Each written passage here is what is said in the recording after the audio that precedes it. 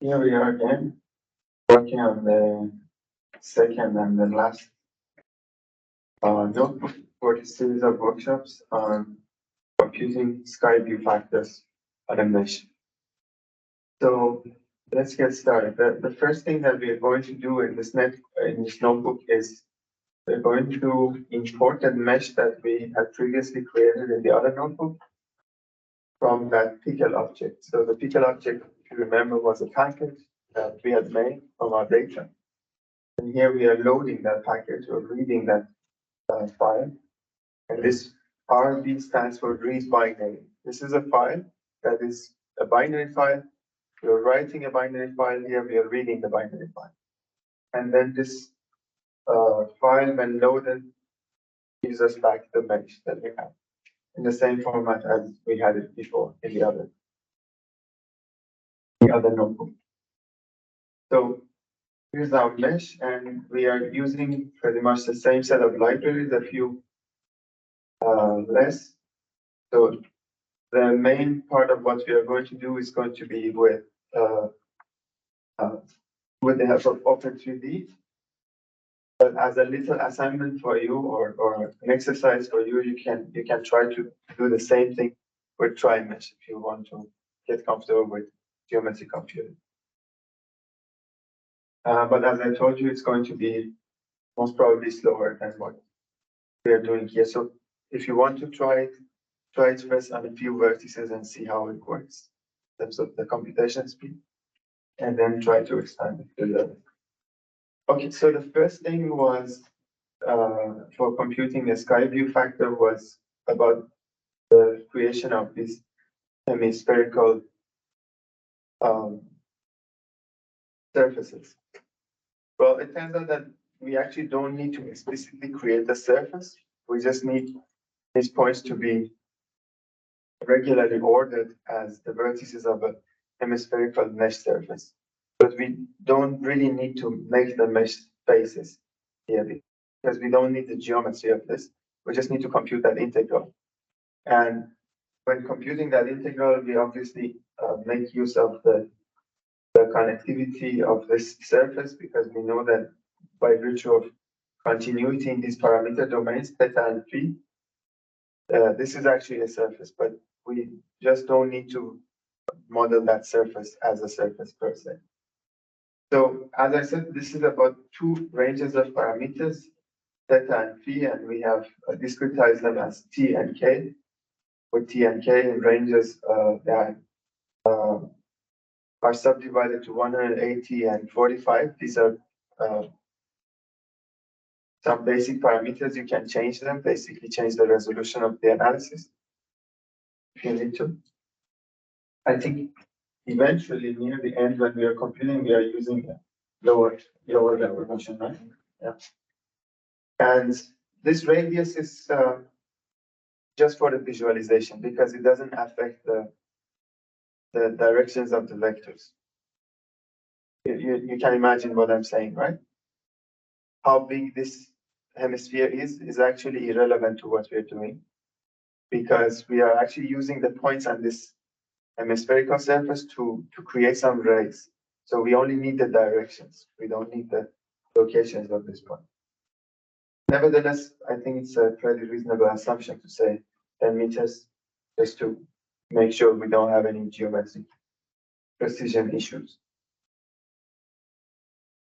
So we are creating some counters in the ranges of 2 times pi for theta, which is azimuth angles, and half of pi for elevation angles for phi, and k divided by capital K is the portion of the phi angle that we want, and t divided by capital T is the portion of the theta angle, the full circle that we want. So this is how we create our two basic parameters, theta and phi, and obviously they're measured in radians, right? The full circle is 2 times pi radians, around 6.28. Yeah. And then we create the spherical coordinates as I told you, r times math cosine of phi gives us the shadow of the point vector position on the zenith axis. And r times math dot sine of phi gives us the shadow of the position vector on the xy plane. Therefore, multiplying it again by cosine of theta gives us the shadow on the x-axis. Multiplying it by sine of theta gives us the shadow on the y-axis, or the y-coordinate. So we have our spherical coordinates in the Cartesian system, transformed to Cartesian system, because the pair of spherical coordinates is practically just theta and phi, right?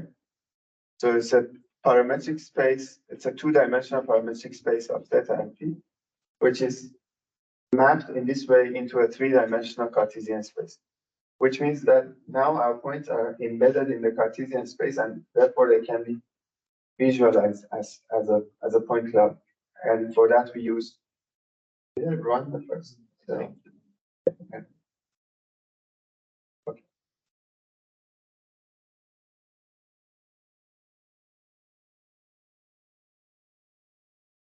So we append such points to the list of hemispherical vertices, and then we visualize them as a point cloud. Yeah. This is pretty more accurate compared to the one that we are actually using for the computation. So maybe it's very low resolution, but we lowered the resolution to make sure that it can be computed in a reasonable amount of time. And this is a little exercise for you to understand the same kind of an operation that we did above with two nested loops by using NumPy. So by using NumPy, you can pretty much do the same thing by creating a sort of mesh grid. Because this is a two-dimensional parametric space, so you can first create the two one-dimensional parametric spaces as linear subspaces using NumPy.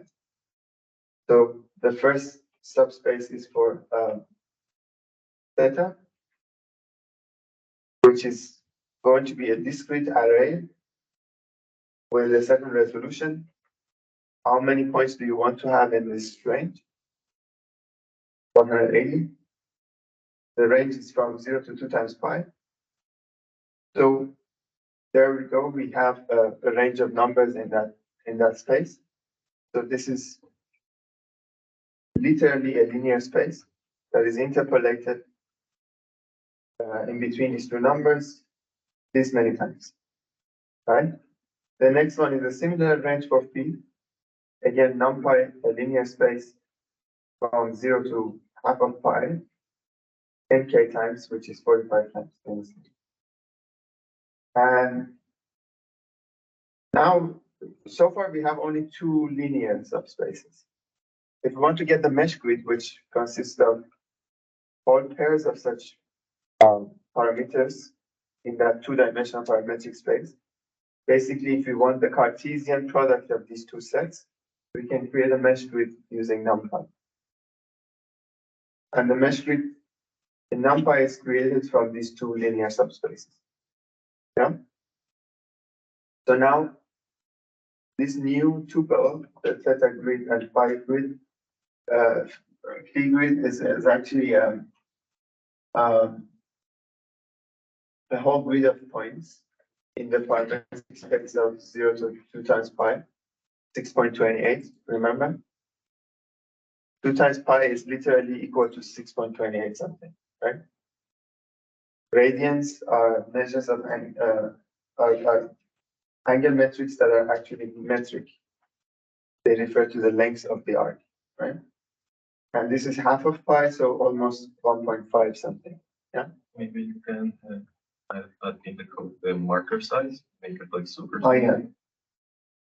Here. Yeah.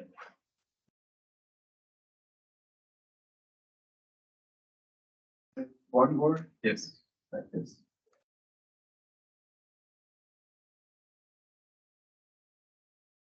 Yes. So marker size equal to 0.2. So you see that this is effectively a grid of points. In a two-dimensional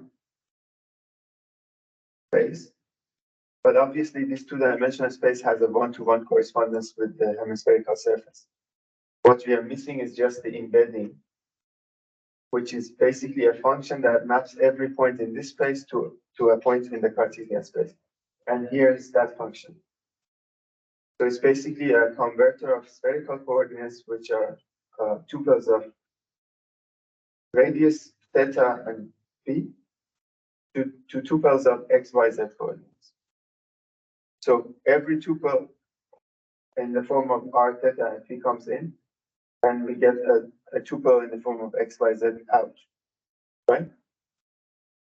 So this is a function in two senses. It's a mathematical function and it's a computational function, and they both exactly do the same.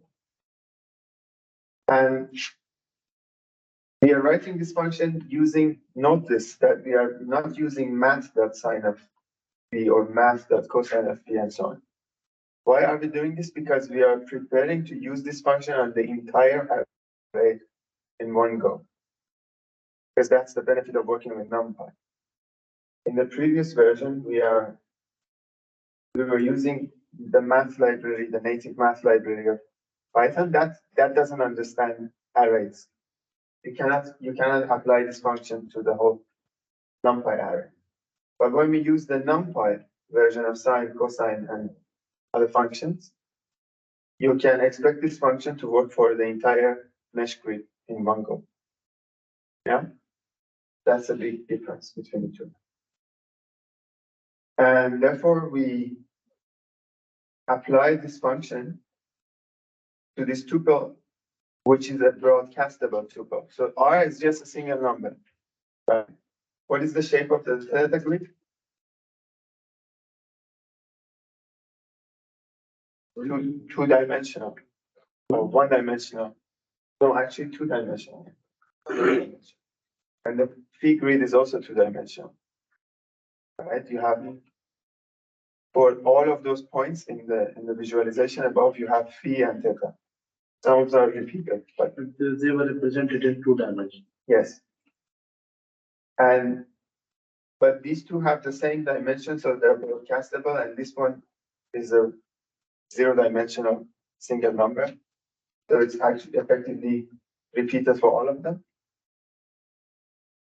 So this R doesn't change, so it's not a parameter in that space. It's a constant.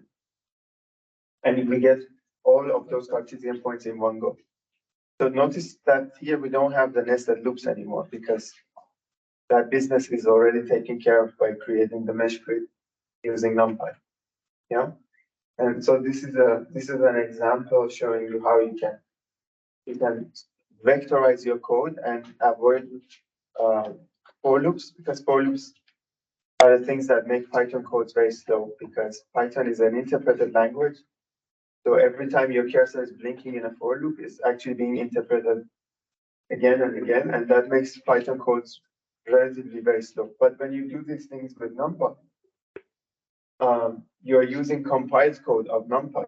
You're just calling a function from NumPy, which is written in the language C, which is one of the fastest programming languages, and the compiled code of NumPy is very fast. So we can do the same thing very fast. And this reshaping is necessary to bring the points into the appropriate shape that we need them to be in for analysis that we want to perform with them. We want them to be in the form of number of theta angles, number of phi angles, and three dimensions. This Cartesian. These are just the resolutions. We want to see this resolution. And if I visualize these points again, we see the same picture. But these are essentially the same kind of points, but the only difference is that they're created by using them. Okay. So far, so good. Yeah. Okay. So now we can continue with creating rays for all of these points and then creating a mesh in Open3D and then intersecting that mesh with all these rays. So first of all, we want to create rays, such rays shot towards these vertices, hemispherical vertices from every single vertex of that mesh. Because we want to compute the sky view factor from every single vertex of that mesh. But as an example, we can get one of these vertices, for instance, vertex number 787. There's nothing special about it. We just chose one. And then we can create the rays from that point.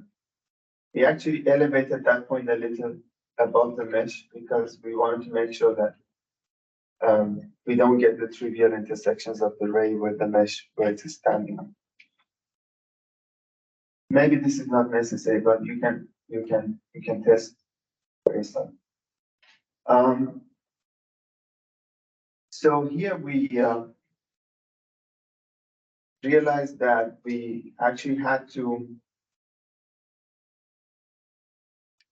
create the tuple of rays in terms of as tuples of origins and destinations, origin points and destination points, and to ensure that these two arrays of ray origins and ray directions can be actually concatenated together or stitched together, we had to ensure that they have the same shape. So actually we had to broadcast one in the form of the other, in the shape of the other.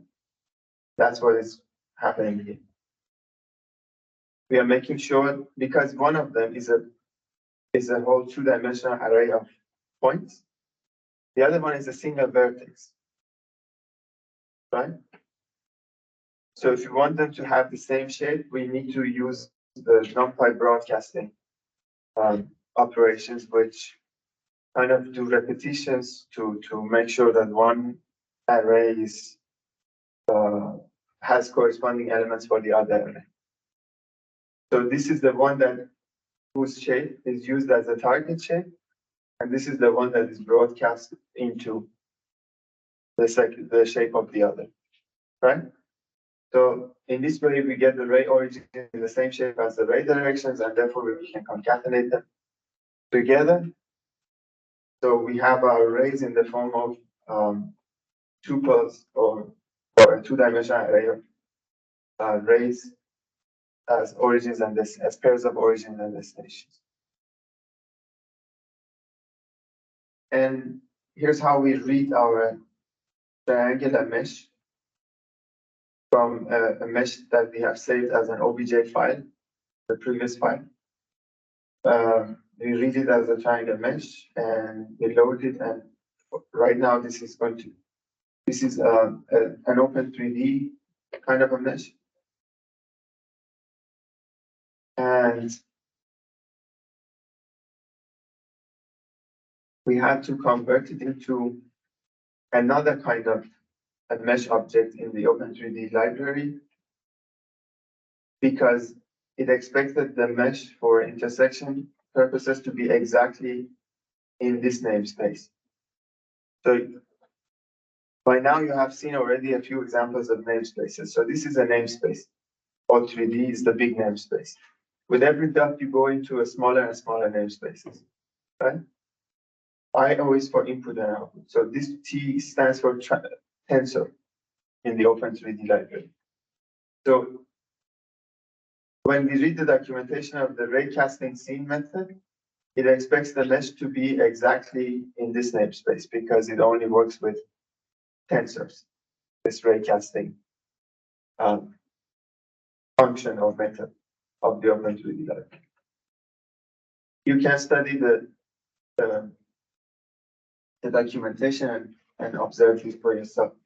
The only raycasting method that they have is the one that we found was the one that worked with this namespace. So we had to transform our mesh from one object type to another, yeah, to prepare for the operation.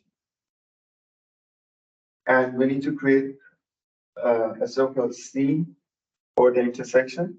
And the scene in this case is also constructed from the same mesh. It's the same mesh on which we are computing the sky view factor, also constitutes the obstacles, so to speak, for the operation.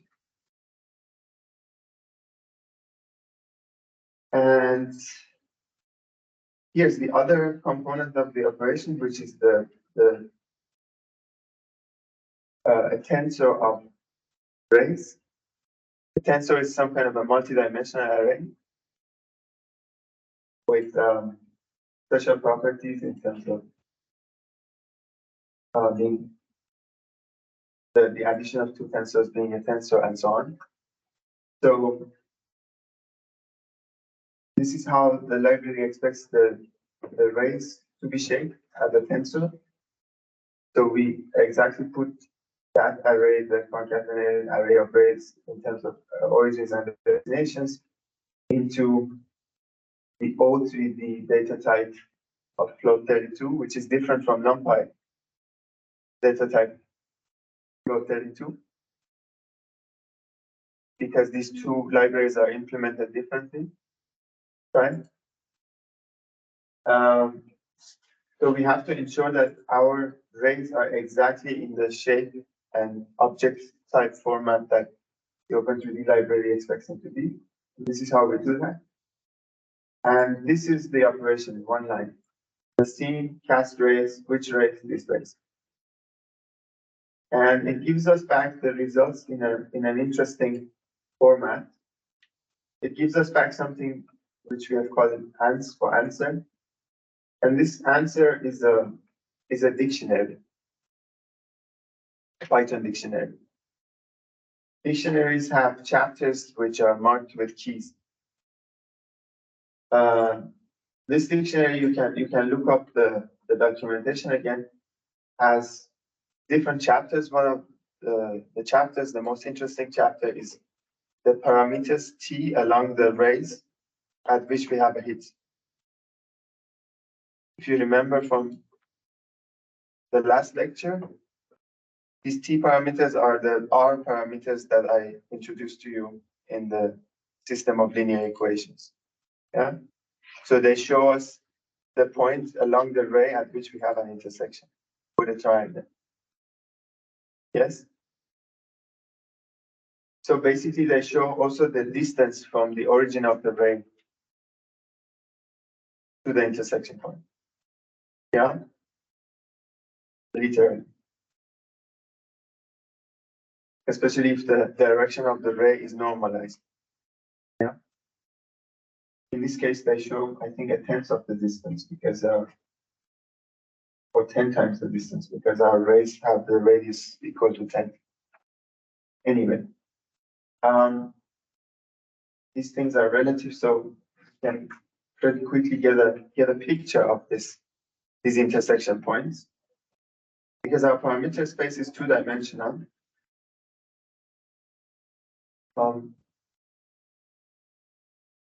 we can visualize these answers, these heat parameters, in a two-dimensional picture, which is this picture. But we also want the gamma angles, the first angles at which we have the first heat from the sky. So for that, we do an interesting thing with NumPy. We search for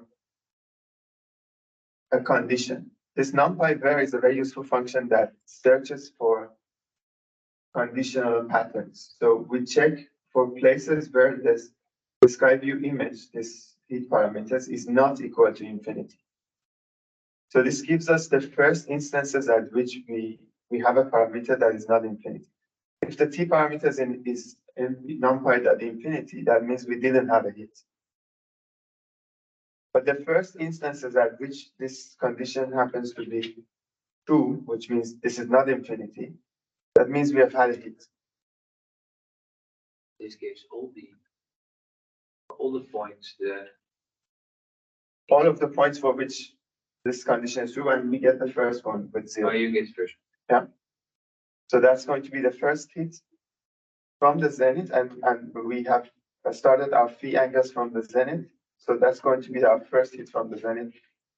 Therefore, we can call them gamma angles, referring back to the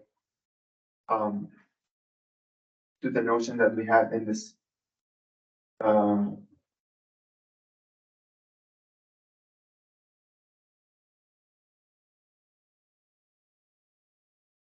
where was it? Yeah, gamma angles are the angles at which we hit the first obstacle if we start counting from the zenith, right? Okay, and what happens afterward is that we use this gamma angles to compute the sky view factors as an array in one go. So this line is the equivalent of this equation. So 2 times pi times 1 minus the sum of sines of these gamma angles divided by n. The numpy sum is the equivalent of the sigma summation operation. The rest is element-wise operations using numpy, element-wise division, element-wise division, and so on. So that was the total surface area. We divided by 2 times pi to make sure that it's a number ranging between 0 and 1.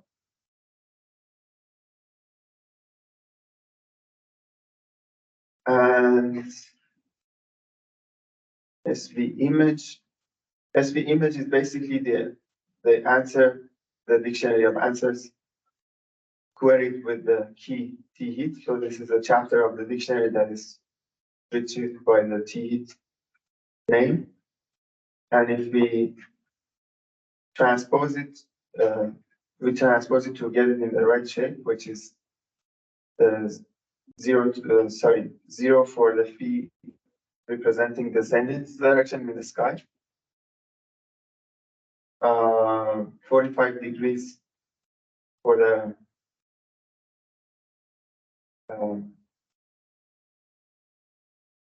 sorry, 45, it's not degrees, the 45 samples that we have. You know, we have 45 samples for the phi and 180 samples for the theta. So we have exactly that many points here in the grid. And each of them is colored as to the distance from the ray origin, the distance with the obstacles. So you can change the vertex here, run this again, and you get a different picture. And every vertex sees something different.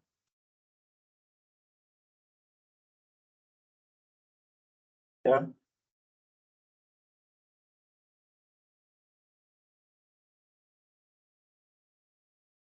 Yeah. The different vertices in the mesh see different things, and that corresponds to a different sky view factor and a different parametric picture of what they see in terms of the visibility of the sky. Yeah.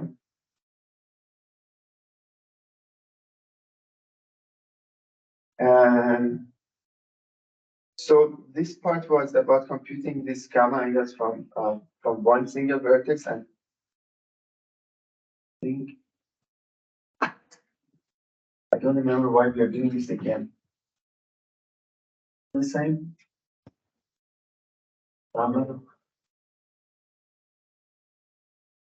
We're doing this to get all of the gamma, all vertices. The sum of the two. This must be lower now, no? Next to sum the. Let's see how it looks. We had done this. Maybe this is just a repetition. Yeah. Already done this for a single it's gamma angle. Repetition, right? Yeah. Single gamma. Yeah.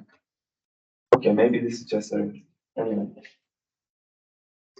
And to prepare for doing this on all vertices of the mesh, we figured it would be more elegant to write functions to apply those functions to every single vertex. So we created a function out of the sky dome creation process using NumPy because this is a better version. The other version with nested loops is only for educational purposes. This is much more efficient. So this is the first function, which basically does the same thing as you saw above, only packaged as a function to give us the discrete theta and phi samples. Yeah. And the converter of spherical to Cartesian coordinates also as a function. And the sky view factor calculator also has a function. So this is just about packaging. So you have already seen the whole operation. But this conceptualization helps to see the big picture of what's going on and helps with writing cleaner code. So one vertex comes in, one scene mesh comes in for all the abstractions. Big K, the number of samples of P come in, and big T, the number of samples for theta come in for sampling the surface for creating a sky dome with this many points in the theta direction and this many points in P direction. And then you using which you create the ray origins and ray directions, and then you form the tuple of rays as origin pairs of origins and destinations. Then you appropriate your geometry to the data type that O3D, Open3D requires them to be in. And you do the ray casting. You query the results, the dictionary of results, you get the heat parameters. You find the first angles at which we have hit an obstacle from the zenith, and you compute the sky view factor in one go. And then if we get an array of vertices in the mesh and apply, I think we didn't use NumPy at this point, we just did it in a for loop. This is not a very important loop. For every vertex in the mesh, we basically have to do this. We basically have to apply this function and we store the results. So we store the results in a list so far. Sky view factors for all the vertices of the mesh. This is a little bit intensive. You can imagine that this is quite a heavy operation. For every single vertex of the mesh, we are forming this sky dome and shooting rays and recording the first hit angles. That is for the mesh that we previously created Yeah. for the city center. But that's also top of the church or something. Yeah.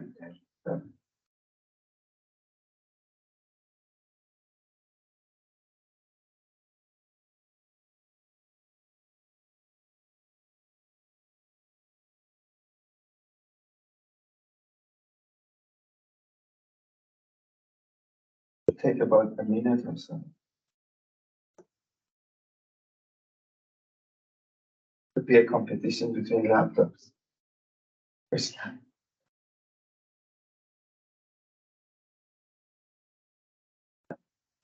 Curious to see how long it will take on your new lap. Oh, okay, we're ready. So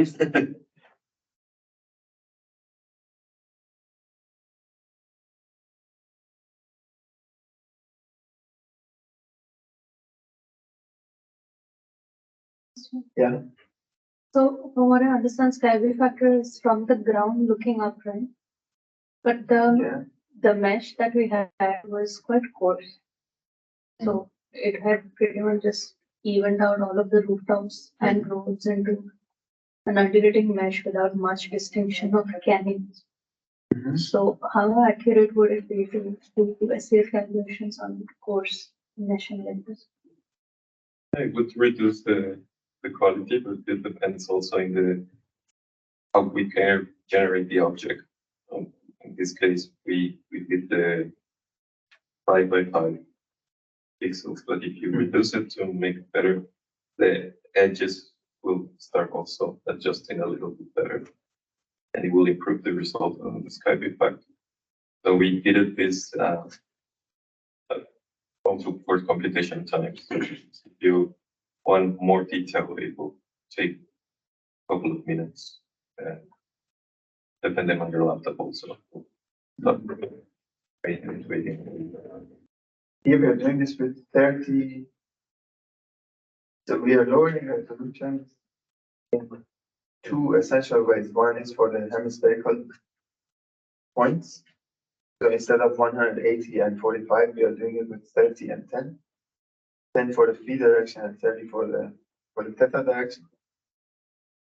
And you're right, our mesh also has a coarse resolution relatively compared to the point cloud, and it is a very important question what you're asking. How accurate are these things in an absolute sense? I mean, In when I'm any case, thinking we are about looking at an approximation of the like surface if the area. canyon is like this versus a canyon being like this, that Yeah. should change the angle. Yeah, it does. Visualizing what. Yeah, so actually, we can use these results in a relative sense in comparison to one another. But if you really want to get close to, okay, we've done 3 minutes. If you really want to get close to computing the real area of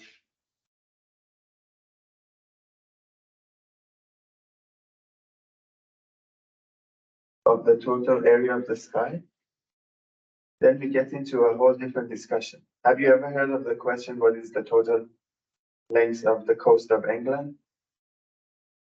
No, you haven't heard of Maybe it? you can show an image of it. Yeah, actually.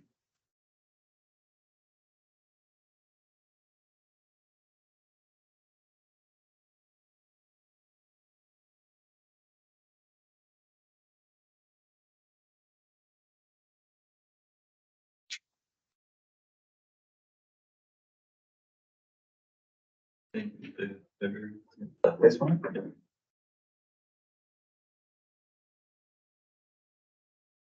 So what is the total length of the coastline of the Great Britain? With different resolution, you get a different result. If your yardstick or meter stick is only 1 yard or 1 meter long, you get one answer. If it's 1 centimeter long, you get one answer. If it's 1 millimeter long, then you get a pretty different answer, right? So it's a matter of resolution. It's actually a tough question.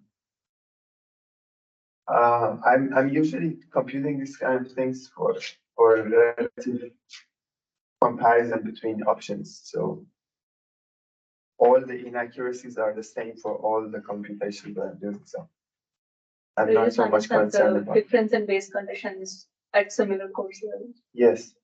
Yeah. But it's a very good question. We should always be aware of the amount of error that we have in our computation. So error in the general sense is not something we can avoid. We will inevitably have errors in our computations. It's a good idea to have some idea about the bounds of error, the maximum error that we can have. And we can actually represent that in terms of, ideally, we can represent the total bound of error in terms of the resolution. To get a good idea of the trade-offs that we are doing. So we are basically trading speed of computation for accuracy and space and so on. So to get a good idea, we should model all those matters of accuracy and footprint, the space footprint and the time, computational time, in terms of these parameters. So 3 parameters maybe, well, maybe more than 3, because we have to take into account the resolution of the mesh and the resolution of this hemispherical point. Okay, so this was to check the minimum and maximum scaling factors. Actually, our scaling factors are pretty low because our cost mesh is very core. So maybe you can dig a little bit into this and make sure that we are doing everything correctly. And you can check that with two baseline scenarios, one without any obstruction, for which we should get 1, and one with pretty much only one visible point on the zenith, for which we should get something close to 0, right? And then you can kind of benchmark the results. So the rest is about making color maps to visualize the results as colors that would be attributed to the vertices of the mesh. Yeah. So for that, we are using a namespace, actually an old namespace in Matplotlib library called CM. They have actually changed that to color maps, and the new code that I added to the Geospatial example, I already changed this piece of code to the new namespace. The old namespace was called CM for color maps. The new namespace is actually called literally color maps. This is a namespace inside the Matplotlib library that gives you color maps for color interpolation. And these color maps have names.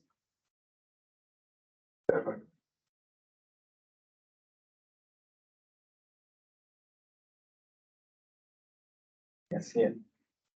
These color maps have names. So this one is a pretty famous one with the name Grid. So we're basically calling that color map from the namespace color map. We can change that also in this code. Anyhow, and then this is how we can create colors.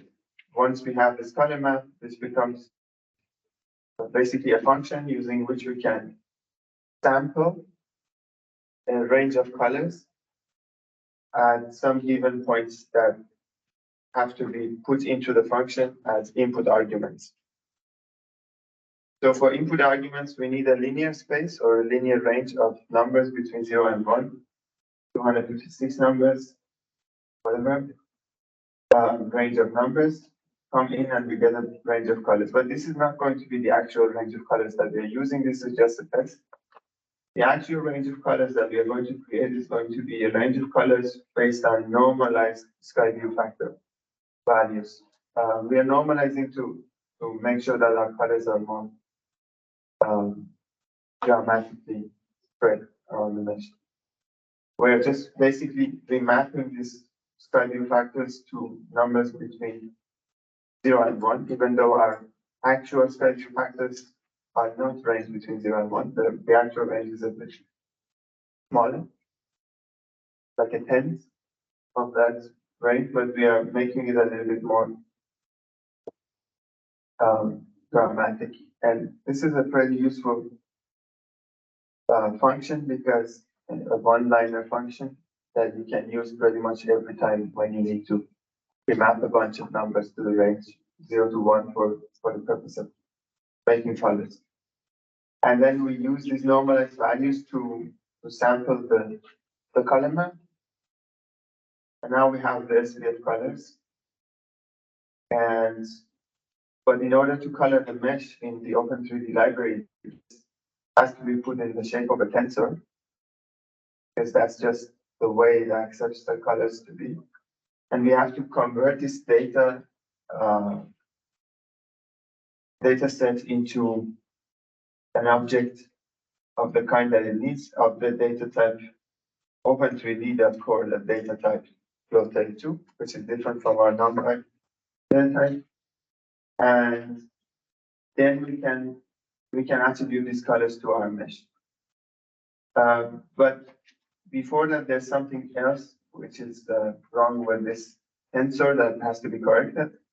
This tensor actually has RGB values and alpha channel values, so 4 columns, and we need it to be in 3 columns, 3 columns RGB. So to do that, we delete that by looking. Yeah.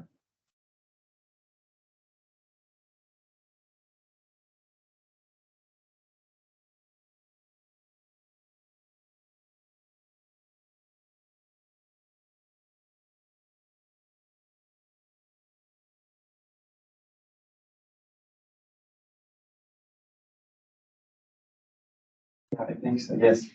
Eventually, we delete that fourth column, which is indexed with 3, right? To make RGB colors. And we attribute those colors to the mesh. In this way, we first call the property, the vertex colors property of the mesh, and we change that property, which is currently nothing, to this tensor, or this vector 3 vector, or the array of SVF colors. But to do that, we have to do certain other things first, which is honestly a very, very annoying conversion of our Open3D legacy mesh to a new mesh. So this gives you an example of the kind of tricky data transformation operations that you have to do sometimes to be able to work with this library. For obviously old reasons, as to which this is called a legacy object.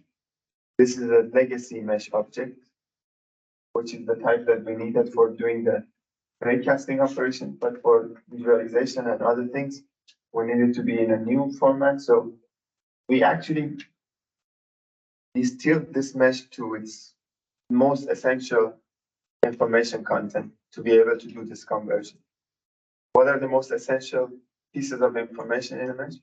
The vertices and the faces. So we basically boiled it down to the vertex positions as a numpy array and face triangle indices as integers, again as a numpy array. And so at that level, it is so generic that it can be put into any other container of data.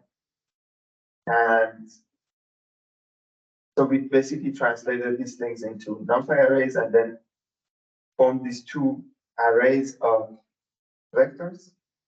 One of them is arrays of vectors of 3 doubles or 3D. The other one is an array of 3 integers or 3i. Yeah, these are the two kinds of arrays that the Open3D library can receive the essential data for triangles and vertices. So, yeah. And using these two arrays, now we can construct a new type of mesh, Open3D geometry.triangle mesh from these vertices and triangles. This last part, I think it took us almost 5 hours working out this. These two lines, because it's a pretty annoying conversion of data from one format to another. But the key to this, the lesson, the takeaway lesson is that you can always distill the data to the most primitive constituent elements of the data. So the object mesh in one library or another is a fancy object, particularly designed for that library. But deep down, very, very deep down, it is consisted of these pieces of information that can be translated to the most primitive data types of a language, right? Like floats and integers at the end of the day. Yeah. And then at the end, when you have all these colors in the right shape, which is the tensor of 3 columns, you can visualize the mesh for these colors. So the darker colors show lower values of SVF and the brighter colors show the higher values of SVF. I suspect that we might have made a few mistakes here and there, so I leave it to you to check this code, benchmark it, and correct these eventual mistakes, and let us know. Yeah, you know the theory, you have all the essential operations. And you can do that by performing these operations with try mesh. So this is the part which is reserved for you to try on, to do these operations with try mesh and do the intersections and recompute these values. Ideally, we should get into the same numbers. If not, then we should revisit something. Yeah. So this part is for you from here. So, questions? Yes? If we look at the 3D mesh that we got for the Skyway factor, Mhm. and we look at the Skyway factor's minimum maximum that we got, that is 0.0 something is 0.19. Mhm. And but looking visually at the mesh and the fact that it's not very deep, Mhm. then how do you justify such low Skyway factors? I think that's why the low, right? It should be close to 1 if it has more view, right? And the fact that there are no deep drops means that your min and max should be much higher than close to 0. Yeah. That's You're actually right. Yeah. That's I'm one of just the trying reasons to- why I suspect that something is wrong with the numbers we're computing. I've had better results when I did this with smaller meshes than Rhino. But this is the first large scale trial with Open3D. So I'm not guaranteeing that these results are correct. So, And I was I'm just saying inviting that you we have to- done on one street section at a time. Yes. Not on. Yeah. That's a good point, actually. We should expect these numbers to be higher. This is just the beginning. But we basically have to go through every single step and figure out what is going on. Maybe the gamma angles that we're computing are not the right. Yeah, I think angles. it's in that point or when we iterate over when we call the functions, it might be there the mistake. Because when we do the test on that shows the image on each pixel, Yeah. you can see that the values have the proper range. That makes sense at that point, huh? Yeah, so it might be on the Mm. loop and calculating the minimum and maximum where the mistake should be. Trying to check that out now. Yeah, yeah. Let's do another test. Also, when I saw that match.fit graph, for example, like I had tried another number, like 1,000 something. So it looks like there are multiple layers in that graph.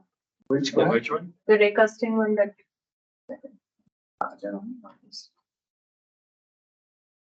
I You think- mean the dome? Yeah, this one. This graph that you're getting, the SCF. This one. Yes, the This capital plot, SCF. yeah. So I changed one of the. Did I change it here? No, I changed it above this. I changed the mesh vertex, the vertex number, for example. Mhm. And I got something which looks like it's multiple layers, one after the other. And in the graph, In here, yeah. it looks like you have I multiple chose layers. 1,000 something number and it just looks like, Oh, One of I the get that. 1,000 something that you put is is the index of the vertex. Yeah. So each vertex will have a different view. right, so but how do we explain what am I actually seeing in this? So what you're seeing in that point is what is white. It's The infinite. sky. There's the sky, open sky. Okay. And the other one is where it is hitting. So as you're trying to plot in a two-dimensional way, all the rays that you're trying to cast in a dome, Hmm. that's what you see in those graphs. So at certain angle, you see this, and with certain depth. And that is why you might see. Okay, so that it does looks like stop on the first surface it hits. In this No, no. graph, no. Okay. In this graph, you're basically viewing all the T parameters. So whatever it intersects, you're seeing at a different depths. That's why looks like there are multiple volumes. Say it again. So the ray Different doesn't depths. stop at the first volume, the first surface it hits. Yeah, it does. This is the T parameter of the first look on the What this is what you will see from the ground where you put the dome. But what you're trying to get is when you hit the lights, which is the first one that you hit that will be I was thinking, I'm not sure if this one or this one, but The gamma angles are the first hits from the sky. The first one will be an angle here. Okay. Is that clear? gradient for that. So Because it's the heat in that exact direction Hmm. with that exact angle. But then you can have set different heats, different angles. But each vertex shoots out one ray, right? No. No. Each vertex will shoot the rays that you're telling them to do. So for instance, here we're doing 30 and 10. Hmm. So in total, you're shooting 300 rays. From one vertex. That's From why you one are getting vertex. multiple Yeah. hit points. Okay.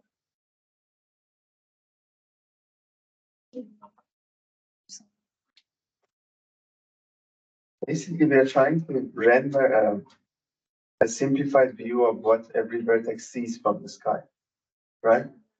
So the sky points are those rays for which we have a t parameter, the intersection parameter equal to infinity, which effectively means there's no intersection. So there was no obstacle. That means our ray must have reached the sky. Okay. And those appear as white space here, right? So the first sample after the white space should correspond to the gamma angle, right? And the angle phi equal to 0, or the 0th sample, or the first sample, is the sample exactly on the zenith, above our head, right? We start going down in each track of the theta angles. We start going down. So we have 180 theta angles for this picture. Because this is just one vertex, so we afford to do it with a higher resolution. So we have 45 samples in the direction of phi. And here the 20, I don't know, fourth or one of these samples is the phi angle at which we hit the first obstacle. So it should be around 45 degrees or something, or 50 degrees or so. Yeah, so we are effectively with this integral, we are estimating the total surface area of this white space. That makes sense? It's making more sense. Yeah. But there's clearly something going wrong here, actually. So somewhere we are making a mistake, and let's figure that out by doing the alternative method using triangulation. Where do you suspect we are making a mistake in calling the function? Yeah, when we do the loop for the vertices, Yeah. that's what we might be in there. It's not exactly sure. Or where we have written the function calculate as well.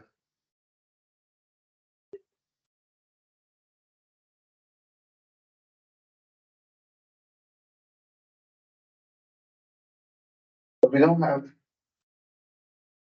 errors because of shapes of things and types of things and so on. So that's a pretty good start. Now we can focus on the interpretation of the results step by step and focus on the correspondence between the mathematical story and the computational story.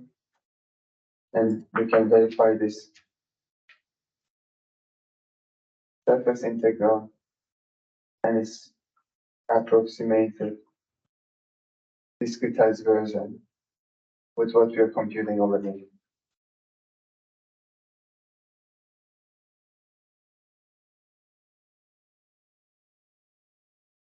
How does that sound as an exercise?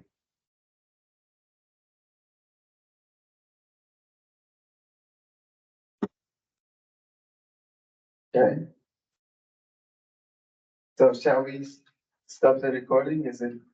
Are there any questions from online participants? No? Okay. So I stop the recording.